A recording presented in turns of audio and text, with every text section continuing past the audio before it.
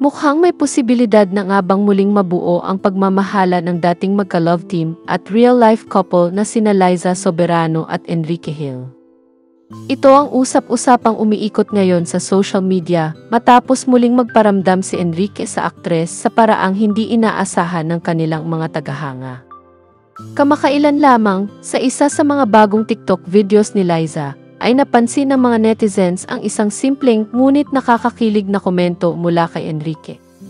I love you, maikli ngunit makahulugang mensahe ng aktor na agad nagpasabog ng kilig sa mga taga-suporta ng tambalan. Bagaman walang blue check o verification badge ang naturang account, naging palaisipan ito sa marami kung tunay nga bang si Enrique ang nagkomento.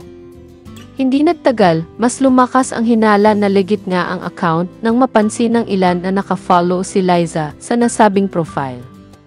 Para sa mga tagahanga, sapat na iyon bilang kumpirmasyon na hindi peking account ang ginamit ng aktor. Dahil dito, hindi na mapigilan ng mga supporters ng Lisquen, ang tambalan ni Liza at Enrique, ang muling umasa na may espesyal pa ring koneksyon sa pagitan ng dalawa.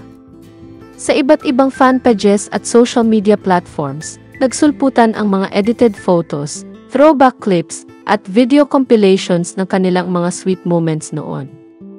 Muling nagbalik sa alaala ng marami ang mga teleserye at pelikulang pinagbidahan nila, gaya ng Forevermore at The Ex and Gary, kung saan unang namulaklak ang kanilang chemistry.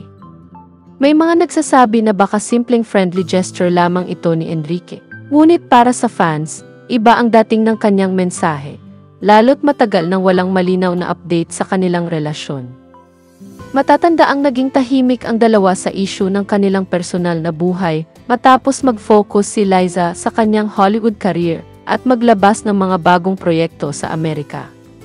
Hanggang ngayon, wala pang opisyal na pahayag mula kina Liza at Enrique ukol sa issue.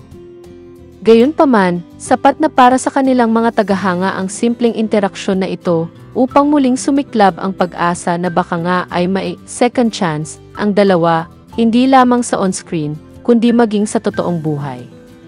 Para sa Lisquen fans, ang simpleng I love you ay maaaring simula ng bagong kabanata sa kanilang kwento. At kung totoo nga, walang dudang magiging isa itong masayang balita sa mundo ng showbiz at sa puso ng lahat na naniniwala sa kanilang pag-ibig.